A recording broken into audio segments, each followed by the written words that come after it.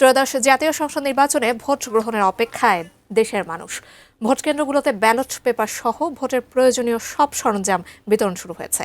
এই মুহূর্তে Dhaka residential model কলেজে আছেন আমাদের সহকর্মী কিশোর জাহান। ভোটের সবশেষ প্রস্তুতি খবর জানতে আমরা সরাসরি যুক্ত হচ্ছে তার সঙ্গে। কিশোর, রাত পোহালে ভোট এবং এই যে প্রস্তুতি চলছে সারা দেশব্যাপী ভোট কেন্দ্রগুলোতে কি অবস্থা দেখতে পাচ্ছেন সেখানে জানতে চাই।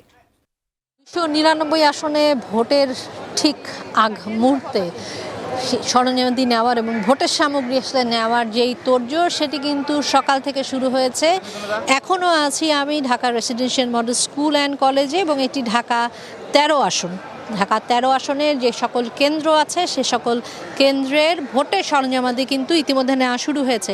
একটু দেখাতে চাই জাকিয়া, আসলে শিক্ষা ভবন যেখানে আছে সেখান থেকে কিন্তু প্রিজাইডিং অফিসার যারা আছেন তারা কিন্তু ভোটের সামগ্রী বুঝে নিচ্ছেন এবং এই বুঝে নিতে গিয়ে বেশ কিছু নিয়ম মেনে আসলে নিতে হচ্ছে, কারণ আইন শৃঙ্খলা রক্ষাকারী বাহিনীর সদস্যরা যেমন থাকতে হচ্ছে, একই সঙ্গে প্রিজাইডিং অফিসার ভোটের জন্য আসলে যা যা প্রয়োজন সেটি বুঝে নিচ্ছেন। একটু জানার চেষ্টা করেছিলাম যে ওনারা আসলে কী নিয়েছেন।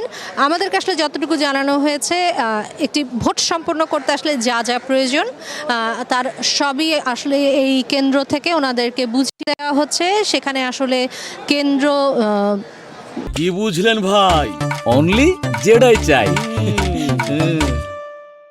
ওয়ারি যেই ভোটার তালিকা আছে বা ভোটার আছে তাদের তালিকা এবং ব্যালট বক্স, ব্যালট পেপার সব মিলিয়ে এবং সিলগালা করার জন্য যা যা প্রয়োজন সব কিছুই কিন্তু বুঝিয়ে দেওয়া হচ্ছে। একটু যাকে বলতে চাই সেটা হচ্ছে যে 300 আসন নয়, 299 আসন, যেহেতু শেরপুরের একজন প্রার্থী মারা যাওয়ার কারণে একটি আসনে নির্বাচন স্থগিত এবং সব মিলিয়ে যেই 12 কোটি ভোটারের জন্য যেই আসলে আয়োজন আগামীকালকের, তারই আসলে একটা মহাযজ্ঞ চলছে আসলে এই নানা কেন্দ্রগুলোতে এবং ঢাকার 18টি প্রান্তে বলতে হবে 18টি স্কুলে কিন্তু এই কেন্দ্রের সরঞ্জামাদি কিন্তু 18টি স্কুল থেকে আসলে যেই আসন আছে সেই আসনের নানা কেন্দ্রগুলোতে কিন্তু প্রিজাইডিং অফিসাররা বুঝে নিচ্ছেন।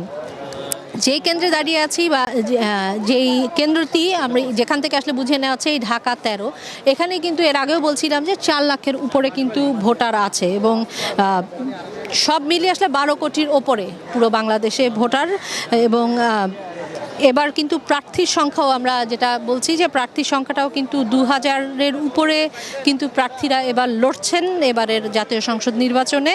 এবং আলাদা করে বলতে গেলে তো যাকে জানাতেই হয় যে নারী প্রার্থী 83 জন আছেন এবং স্বতন্ত্রও কিন্তু লড়ছেন 275 জনের মতো। তো সব মিলে আসলে বিগত সময়ের যে নির্বাচন সব ছাপিয়ে এবার অন্যরকম একটা উৎসবমুখর পরিবেশ কিন্তু তৈরি হয়েছে।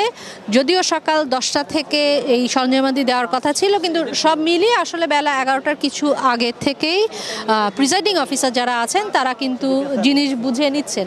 এবং একটি জিনিস যেটা সেটি হচ্ছে যে সরঞ্জামাদি বুঝে নেওয়ার পর কিন্তু ওনাদের যেই বাহন সেই বাহনে ওনাদেরকে আসলে অনেকটা প্রোটোকল মেনেই উঠতে হচ্ছে।